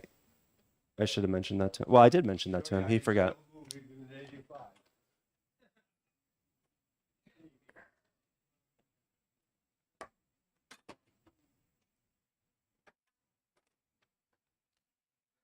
Thanks for coming back. I thought you were going straight to OLS. You couldn't have because you're back too quickly. I got lost. I'm glad you found your way back here. My Representative Pearson, understanding I'm was the looking question. at 449. We're talking about benefits, increased benefits to. I'll just give you the summary, or the idea anyway. We're looking at increased benefits for everybody, not just for the people who fell in the 10-year transitional window. Yeah. Okay. I- And that's great. Is there a Within question? the context of that conversation, we've been talking about comparatively to regional compensation. We're looking at Maine, Vermont, Massachusetts, what's happening in those programs. Sure. if we're seriously going to look at a potential increased benefit, I would like to have those comparative numbers. What are other places doing? Okay. Can that, I can give you a sum up. It's I don't need it right now because Okay. we're going to have another subcommittee meeting anyway. I can tell you're going to appreciate the way New Hampshire law is written, Yeah. because Maine is so bad, and so it's like they filled a bucket with mud and shot it into the side of a barn. I had to call the state of Maine. I couldn't even find it. It's so bad. But in essence, we're not competitive with any of the New England states at all. So, I mean, I can give you some highlights.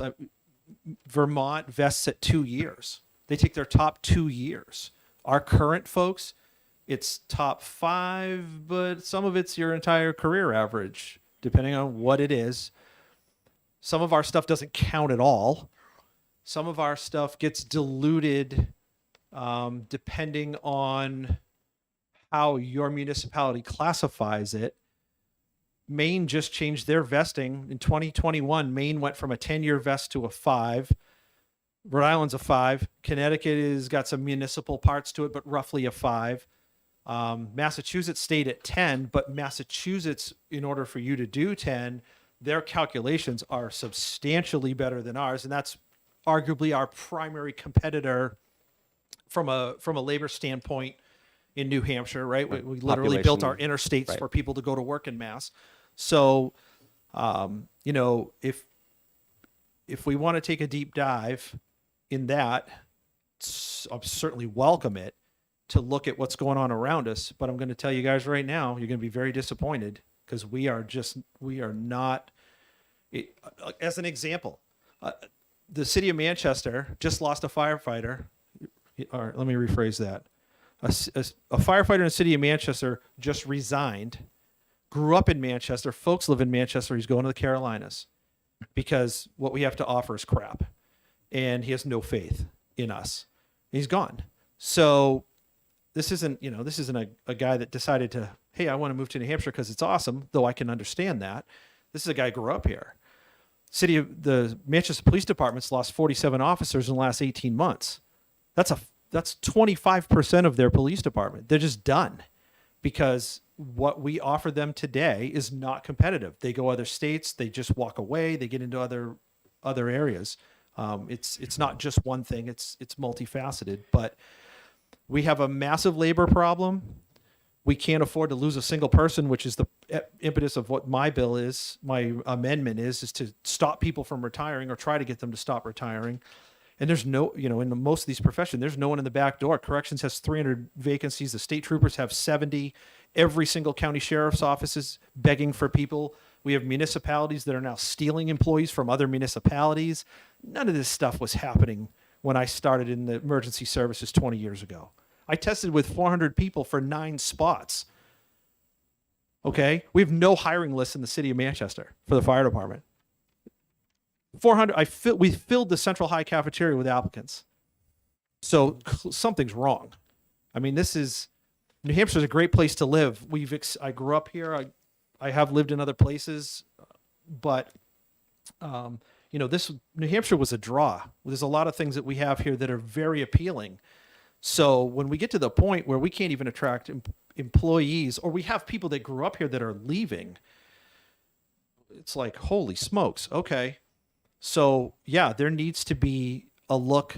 I'd almost argue that there needs to be a reconvening of the Decennial Commission, honestly, because that's the extent to which this dive would need to happen to do it right. You could kind of piecemeal bits and pieces, I suppose, as you go. But if you're going to do it properly, that commission probably should be reconvened and really just, you would bring in the proper people to do analysis. I guess here's part of my question, and Representative Goliad, I'd actually like some input from you potentially on this as well, just for starters. So it seems like the priority at the moment, right? Because we have weeks to deal with this, and of course we're up against the budget this year, not next year. So if we miss this year, then it's a couple of years. I want to make sure that the last piece of legislation that we just worked on has the best possible chance of getting through. Okay. And part of that's financial. I'm looking at Representative Goley's bill. Looks like the fiscal note is 2026, 13,320. How much of the gap between us and our competitors would be filled with your proposal? Like, how close is it going to get us to our competitors at all? Close? Like, is it going to actually address the problem? Okay, so this is what I'm saying. this I is mean, the it stuff that really- I'd like information on, because And I think that's why this is a commission level request, because let's, if we're gonna fix something, let's just fix it. Let's not throw bubble gum on the side of the tire and keep driving down the road here. You know what I mean? well, so my question would be, going back to the conversation we had earlier, would it be wise to retain this bill and potentially look at turning it into a commission to actually address the issue, even though that pushes off the potential to address it?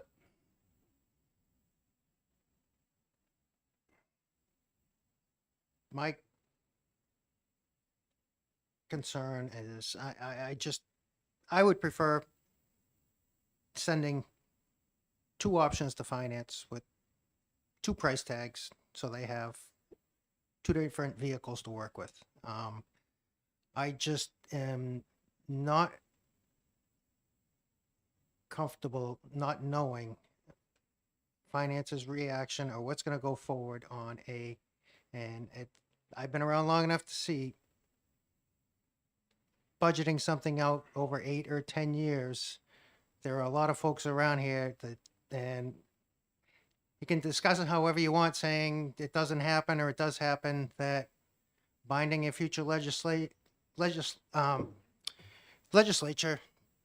to a cost has come up.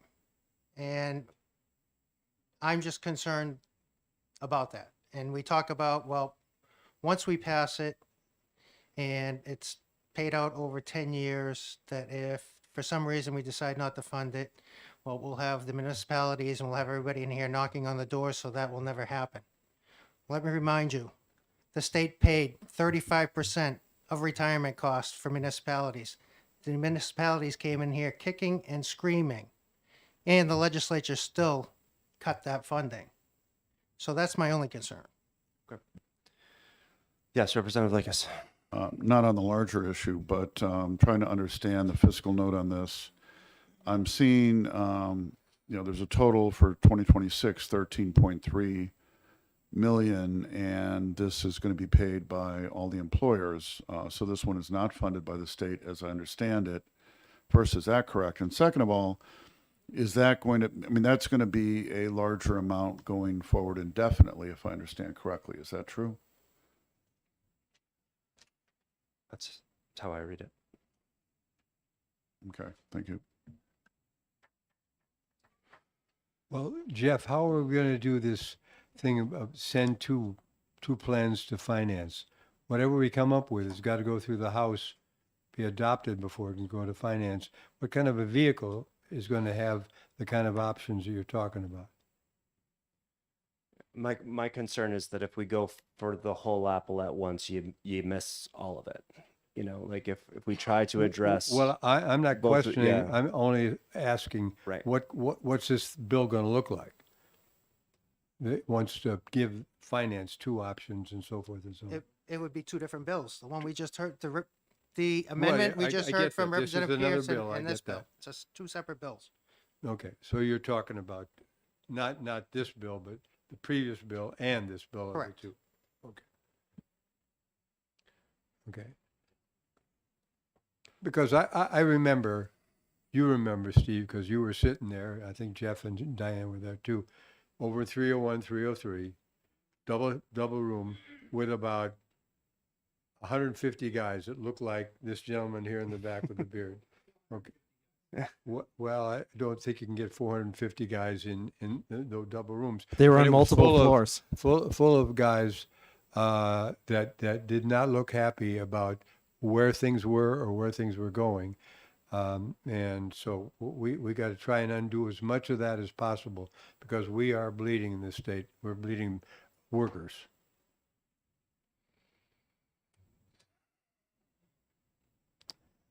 Would it be helpful to members of the subcommittee to have Representative Goley explain his bill again?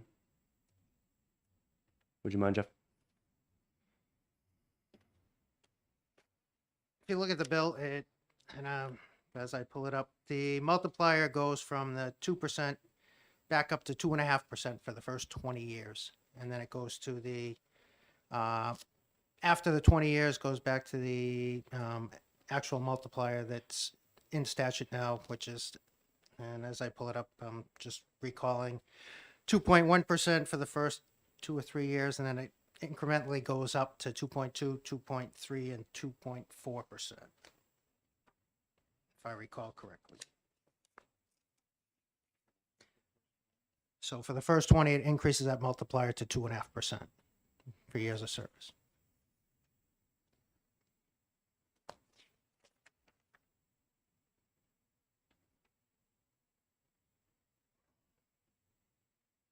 All right. Well, we're gonna need one more day to work on this anyway. And we've been here for almost 2 hours at the moment after a session already. So I'm gonna call the subcommittee meeting for today. Oh yes, Representative True. Somewhere in my notes, and I don't know who said it, and maybe nobody said it, but talking about 449. This bill takes a different approach to address the changes of 2011. Yes. Doesn't the amendment that we shall not talk of correct all the sins of 2011? So it does something similar, but it also adds additional benefits for people who didn't fall. It's not just correcting what happened during that time frame. It's also increasing benefits for people who are working now. This 449. So it goes one step farther than what the last bill we were talking about does.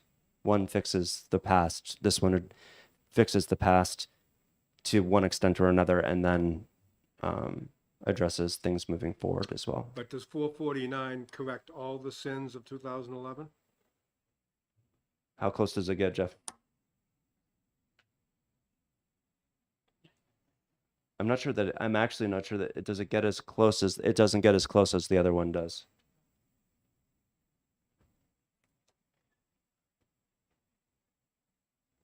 Well, Yes, Representative Lakis. plus, it seems like the other big difference is this one has the employers paying for it. The other one has the Right. state paying for it, although I understand the concern about whether the state really will pay for it in the future. All right. So I'm back to where I was. I'm going to suggest that we mull this over for one more meeting, review these bills, call me with questions between now and then so that we can be prepared to talk through it in detail. I'm going to try to rustle up a little bit more information between now and then so that we have that to look at. And we'll go from there. We're going to Yes. ask one quick thing. I mean, would it actually make sense to pass both of these bills if they're at least in different ways trying to solve the same problem? Or is it one or the other, or some melding or something? I think you could do both, but they do different things. And then obviously one's going to get discarded somewhere along the line because you can't have both of them. They'd be conflicting That's what I was legislation. asking, whether Right. they were both, whether they were conflicting. They It would be seemed that conflicting. way to me. Yeah, they would be conflicting right, thank legislation. you. So we'd have to pick one at some point. Okay. And I would assume that would be by finance by the time it gets there. Because I don't think we can send two conflicting bills to the Senate. Yeah. Yes, Representative O'Brien. Thank you, Mr. Chairman. I do have a question of the chair.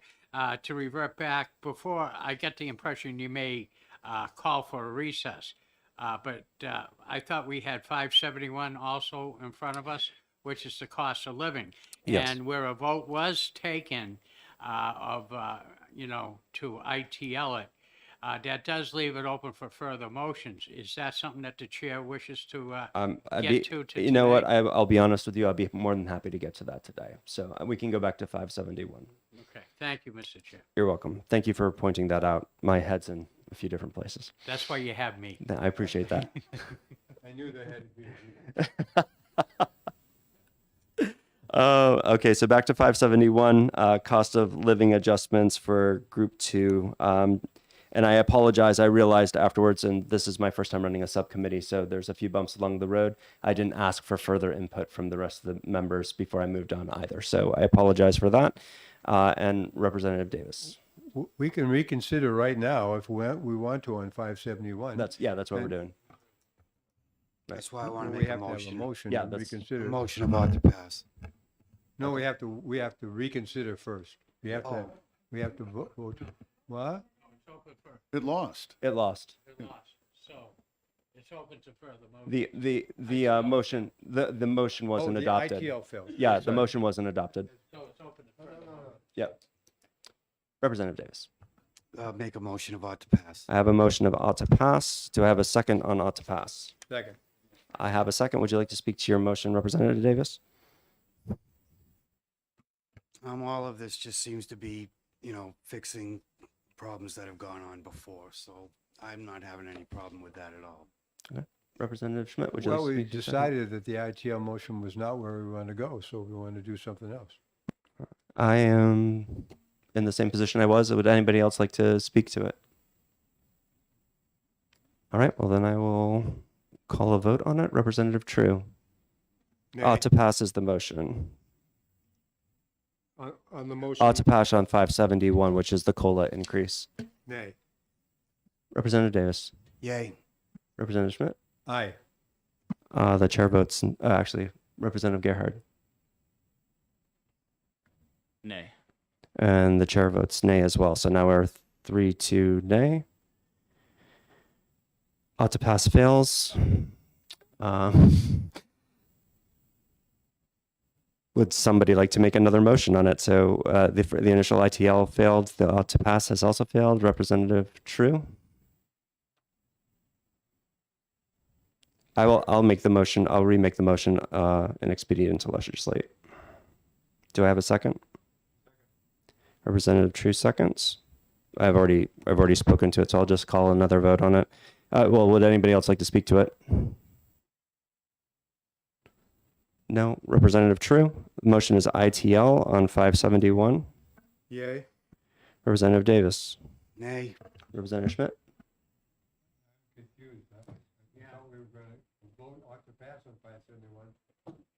Yep, a vote changed, so it failed. Okay. Representative Gerhard? The motion is inexpedient to legislate. And the chair votes yes. So inexpedient to legislate will go to the full committee 3-2. With that, I will close up the subcommittee meeting for today, and I will most likely call a reconvene next Wednesday morning, although maybe next Wednesday afternoon because we might need a little bit of additional time. So I will let you know. Thank you for your time.